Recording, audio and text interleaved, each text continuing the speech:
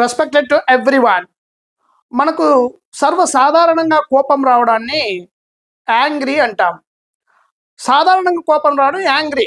అలా కాకుండా ఆకలి వేసి కోపం వస్తుంది ఒక్కొక్కసారి. అంటే ఆకలితో కోపం రావడాన్ని హ్యాంగ్రీ అంటాం.